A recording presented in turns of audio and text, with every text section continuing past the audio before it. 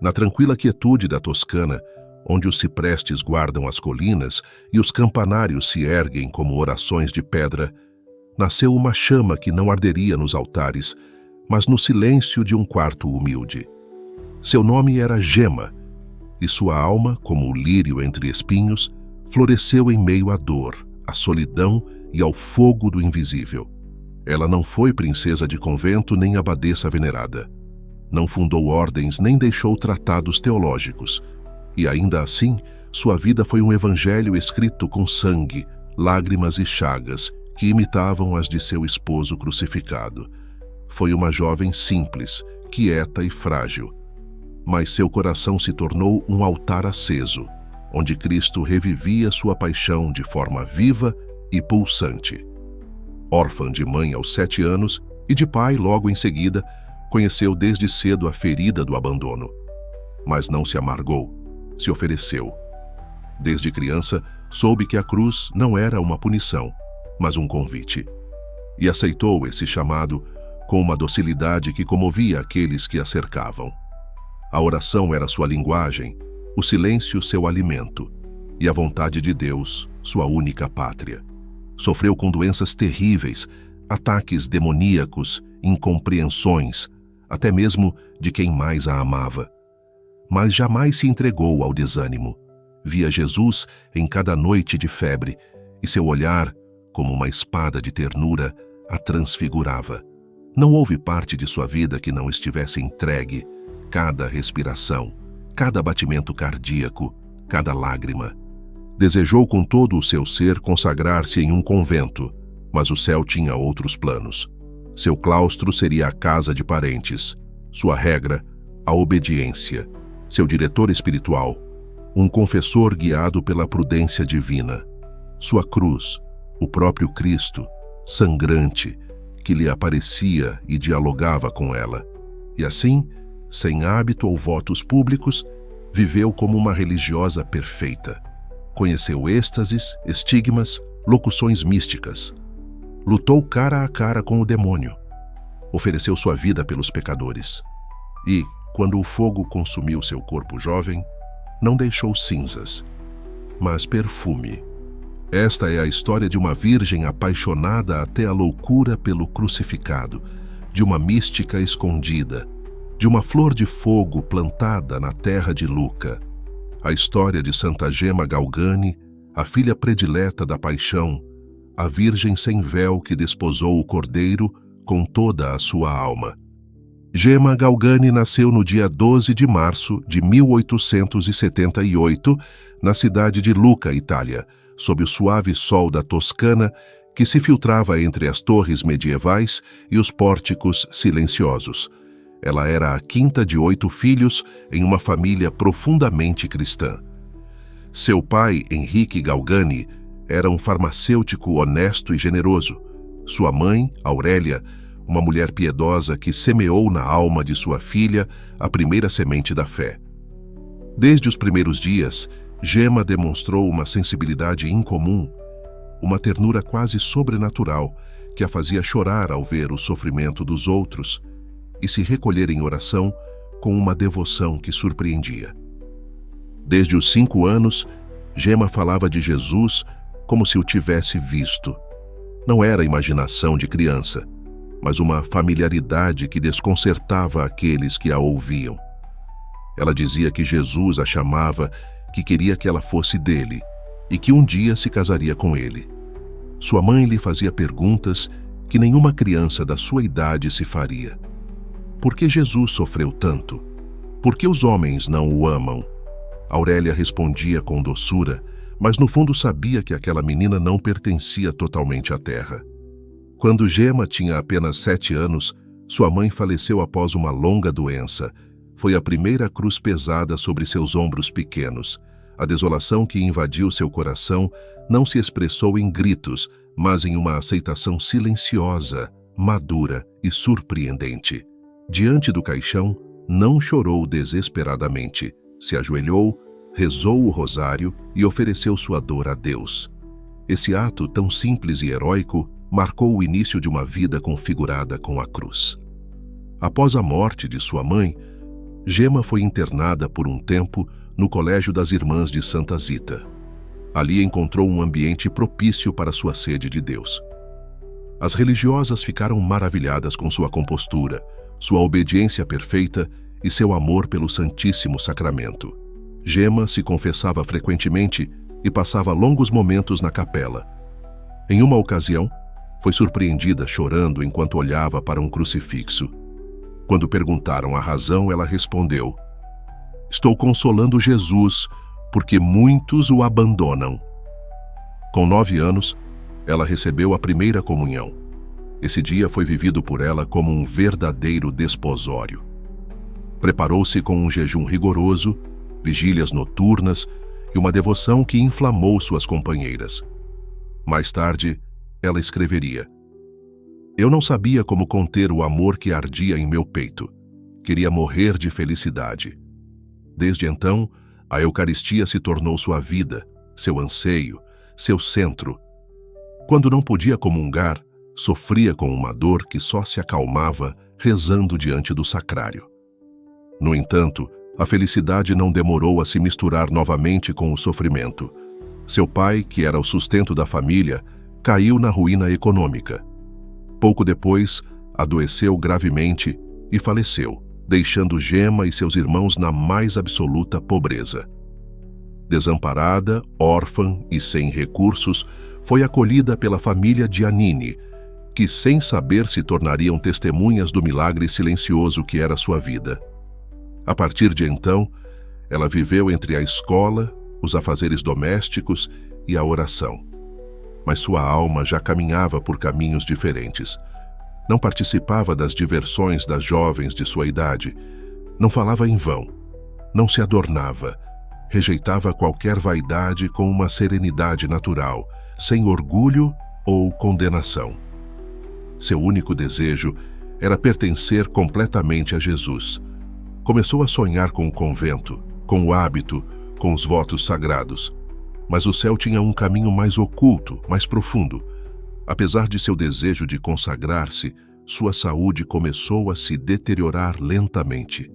Primeiro foram dores nas costas, depois febres constantes, fraqueza e, finalmente, um diagnóstico implacável, uma grave afecção na coluna vertebral. Gema ficou confinada em uma cama, com dores intensas que a impediam de se mover, mas nunca murmurou.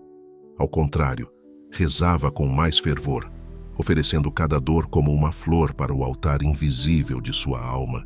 Durante essa fase de sofrimento, o céu começou a se aproximar mais claramente de sua vida. Às vezes, enquanto orava, ela entrava em estados de recolhimento tão profundos que parecia dormindo, mas em seu interior vivia um diálogo amoroso com o Senhor. Seu olhar se tornava luminoso, seu corpo se serenava e uma paz incomum envolvia o ambiente. As religiosas que a visitavam notavam uma presença especial. "Aqui há algo que não é humano", dizia uma delas. Ainda não havia visões claras, nem estigmas, nem fenômenos extraordinários, mas já se anunciava em sua alma a presença do amado. Gema, embora ainda jovem, já se havia tornado uma vítima oferecida, uma hóstia escondida, a cordeirinha do altar invisível. A dor não a dobrava, mas a elevava, e cada lágrima que derramava em silêncio era como um pétalo oferecido ao céu. Nesse clima de dor, abandono, fé e ternura, brotou uma santidade que ainda não era compreendida, mas que começava a escrever com fogo a história de uma das almas mais ardentes que o céu já deu à terra. A doença não foi um acidente na vida de Gema Galgani, mas uma graça disfarçada de sofrimento. Seu corpo, tão jovem e frágil, começou a manifestar sintomas graves de osteite vertebral, uma condição que inflamava a medula espinhal, paralisava os membros inferiores e causava dores insuportáveis. A medicina da época se declarou impotente. Os médicos tentaram tudo o que podiam, até procedimentos dolorosos, sem sucesso. Gema, deitada, não pedia alívio. Ela pedia força. Pedia que sua dor não se perdesse, mas que servisse a Deus, que resgatasse almas. Seus dias passavam em um quarto escuro, deitada em uma cama onde mal podia se mover. A febre era constante, a dor lancinante. Às vezes, ela ficava inconsciente por horas, outras vezes, delirava no meio da noite. Mas quando despertava, a primeira coisa que fazia era beijar o crucifixo. Jesus, você também esteve deitado, dizia ela. Faça-me fiel.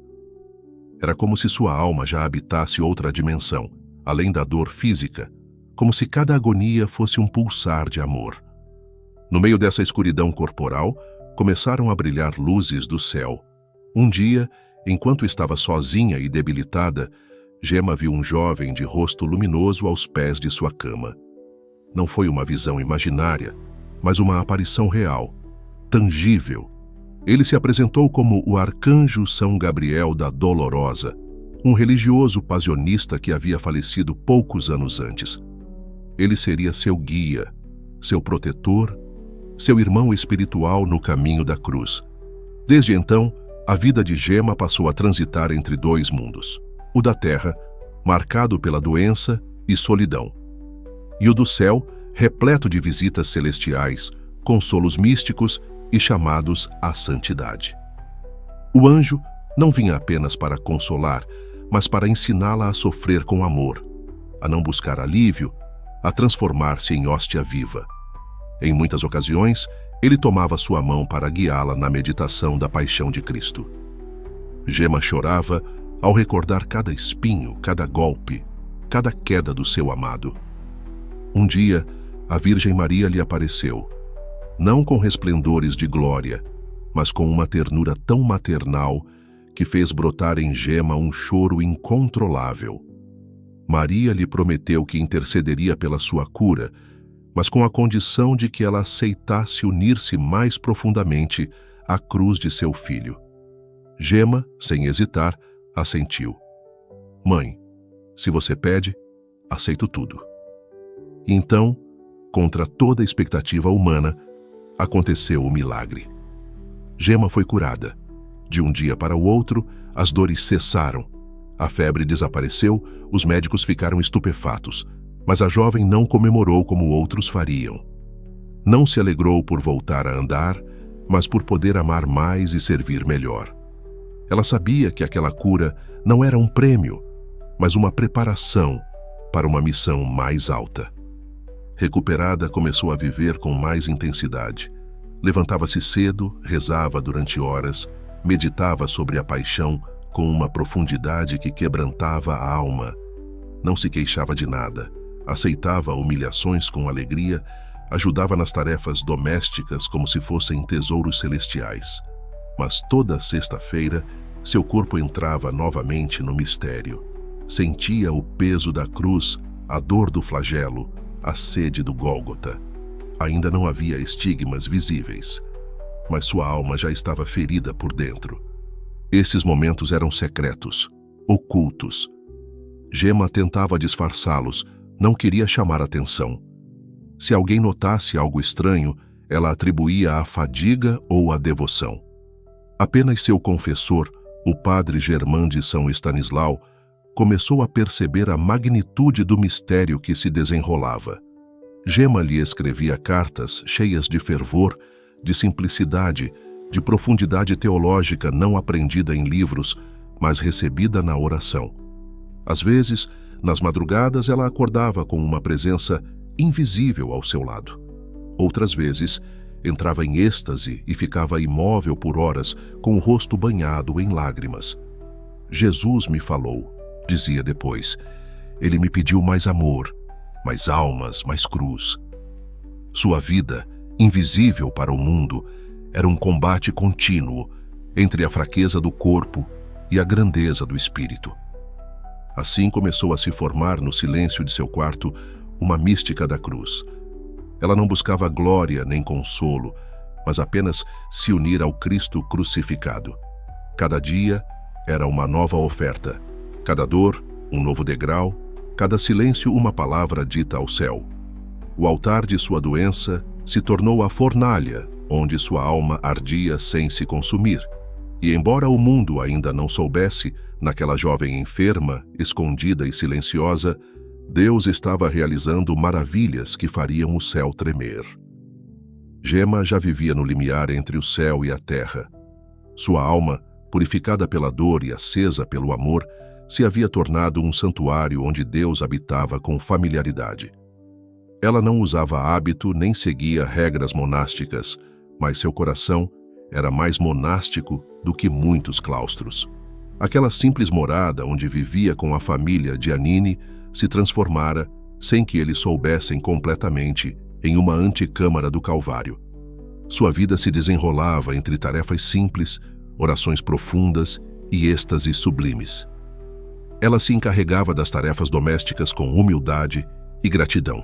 Lavava os pisos, cuidava das crianças, cozinhava, costurava.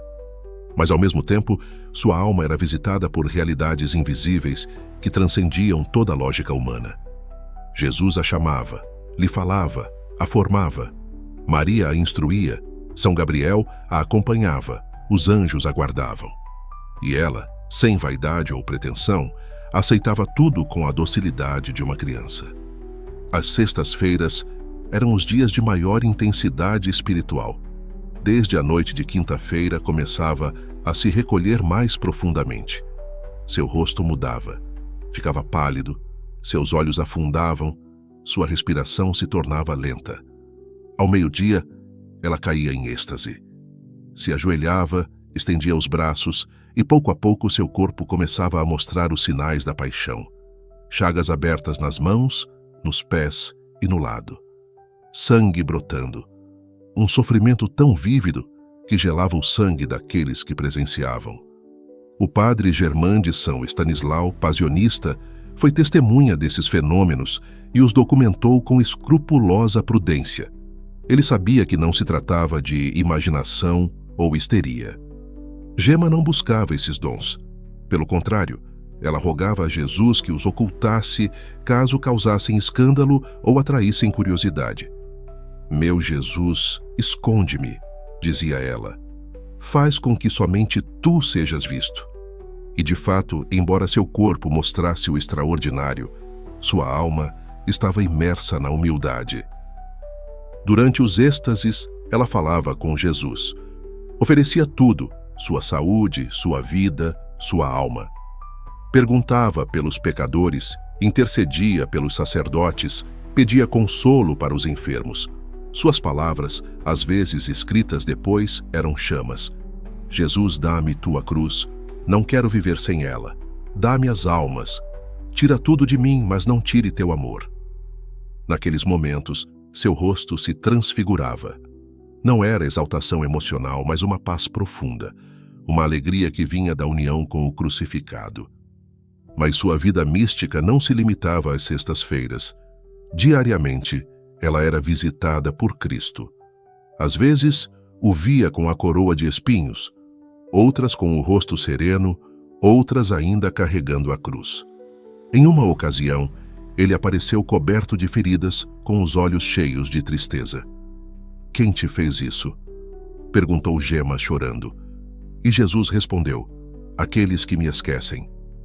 Desde então, Gema oferecia cada ato, cada respiração, cada dor, para reparar os esquecimentos do mundo. Satanás também se fez presente. Ele o atacava com fúria, a arrastava pelo chão, arrancava medalhas dela, quebrava crucifixos.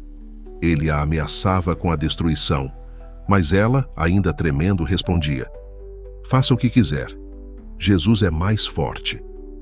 Quando já não conseguia lutar, dizia apenas, Jesus, Maria, e o inimigo fugia. O combate era real, contínuo, invisível aos olhos do mundo, mas heróico diante dos anjos. Gema escrevia cartas ao seu confessor, relatando essas experiências. Não o fazia por vanglória, mas por obediência. Seus escritos eram de uma beleza devastadora, místicos, teológicos, poéticos. Falava da alma como esposa, de Jesus como esposo, da cruz como trono. Não eram fantasias, mas vivências profundas que brotavam do coração. Quem convivia com ela, embora nem sempre compreendesse, notava sua paz. Ela não era uma jovem exaltada nem desequilibrada. Era serena, amável, simples. Sorria, servia, ficava quieta. Só quando Jesus a tomava, tudo mudava. Ela se tornava fogo, se tornava altar, se tornava hóstia viva. Assim vivia Gema, entre o invisível e o cotidiano, entre a cozinha e o Gólgota, entre as tarefas domésticas e as chamas do amor divino. Uma mística sem véu, sim, mas mais velada em Deus do que muitos consagrados. Seu corpo estava na terra, mas sua alma já começava a habitar no céu. A união de Gema com Jesus alcançou uma intimidade raramente conhecida pela alma humana. Ela não era apenas uma devota fervorosa, mas uma esposa espiritual selada com sangue e silêncio. Cristo lhe pediu para segui-lo até o Calvário, não como espectadora, mas como esposa. E ela, com a generosidade dos santos, disse sim. Não com palavras, mas com a totalidade de sua vida. Os últimos meses de vida de Gema Galgani foram a culminação de seu Via Crucis, o ápice invisível de uma existência oferecida em holocausto. A tuberculose, essa doença silenciosa que consome sem pressa, mas sem tréguas, se instalou em seu corpo com uma crueldade que a medicina mal conseguia aliviar. Sua respiração se tornava mais fraca, suas forças diminuíam, seu corpo jovem se transformava em um cálice que se esvaziava lentamente. Mas sua alma, longe de se apagar, brilhava com uma serenidade que só tem aqueles que amam até o extremo. De sua cama, Gema contemplava o crucifixo que estava pendurado à sua frente. Jesus, estou pronta, dizia. Não me deixe sozinha na hora do combate final. Seu rosto, embora emagrecido, irradiava paz. Seus olhos, já sem brilho humano, conservavam uma luz suave, como se contemplassem algo que os outros não podiam ver. As visitas celestiais não cessavam. São Gabriel permanecia ao seu lado. A Virgem a acariciava com ternura. Jesus lhe falava como um esposo que já se aproxima do limiar da eternidade. Ela não pedia alívio, nem cura, nem consolo humano. Seu único pedido era sofrer com amor e em silêncio. Cada noite a febre aumentava, os vômitos de sangue eram mais frequentes, as dores mais intensas. Mas mesmo assim, ela não murmurava. Dizia, obrigada, Jesus. Cada espinho é um beijo teu. Sua força desconcertava aqueles que a cuidavam. Ninguém conseguia compreender como uma jovem tão frágil suportava tanto sem desfalecer. Nos dias que antecederam sua morte, ela mal conseguia se mover. Mas quando ouvia o nome de Jesus, seus lábios se agitavam. Se lhe aproximavam um crucifixo, ela o beijava com lágrimas. Se alguém tentasse aliviar seu sofrimento, ela agradecia, mas dizia, não, deixe-me assim. Quero parecer-me mais com meu esposo. Seu confessor lhe levou à Sagrada Comunhão, e naquela última Eucaristia, Gema se uniu como nunca. Fechou os olhos e permaneceu imóvel por horas. Era a esposa que recebe o esposo em sua última noite. No sábado santo do ano de 1903, Luca amanheceu em silêncio. Era um dia de espera, de vigília. Em um quarto modesto, Gema expirava seu último suspiro. Ninguém ouviu gritos, nem lamentos, nem suspiros. Ela morreu como viveu. Silenciosamente, com o rosário entre as mãos, o crucifixo sobre o peito e um sorriso suave que permaneceu gravado em seu rosto. Tinha apenas 25 anos. Os que a velaram ficaram impressionados. Não era o cadáver de uma jovem doente, era o corpo de uma santa. Seu rosto parecia transfigurado, sua pele exalava um perfume suave e seu corpo se conservava sem rigidez. Uma irmã que a conhecia exclamou, Deus passou por aqui. E assim foi. Naquela humilde habitação, o céu desceu para levar uma esposa. O enterro foi simples. Não houve flores caras nem discursos. Mas começaram a chegar testemunhos, curas, conversões, favores. Seu confessor escreveu sua história e logo o processo de beatificação teve início. Em 1933, o Papa Pio XI a canonizou, apresentando-a ao mundo como modelo de santidade para a juventude, padroeira dos estudantes, alma vítima e flor passionista. Hoje, seu corpo repousa incorrupto em Lucca, onde milhares de fiéis acorrem para tocar o silêncio ardente de sua vida. Suas cartas e seus êxtases, seu diário espiritual, são joias do amor místico. Mas mais que tudo isso, o que permanece é seu exemplo, o de uma jovem que não precisou de palcos para brilhar, nem púlpitos para ensinar. Bastou-lhe uma cruz, um coração aceso e uma entrega total.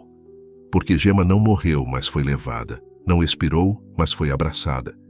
E em seu último suspiro, sussurrou ao céu o que disse toda a sua vida: Jesus, tu és meu tudo.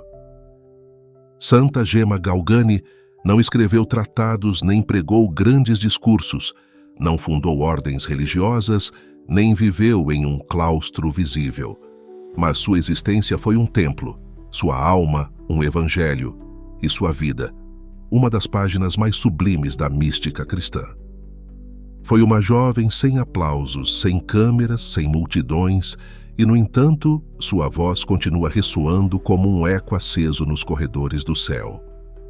Aqueles que a visitam em Lucca, onde seu corpo repousa incorrupto, não encontram uma figura imponente, mas uma pequena urna que encerra o mistério de uma santidade escondida. Mas ao olhar para seu rosto sereno, os fiéis compreendem que ali repousa alguém que viveu no invisível o que muitos não conseguem nem no visível. Uma vida completamente unida à vontade de Deus. Ela é padroeira dos estudantes porque estudou o coração de Jesus como ninguém. É modelo dos enfermos porque transformou a dor em altar. É guia dos jovens porque foi santa desde a infância. É companheira dos místicos porque sua alma foi um céu habitado. E é, acima de tudo, uma luz na noite deste mundo, discreta, pura, abraçada à cruz. A Igreja a chama de a filha predileta da paixão, e não é exagero.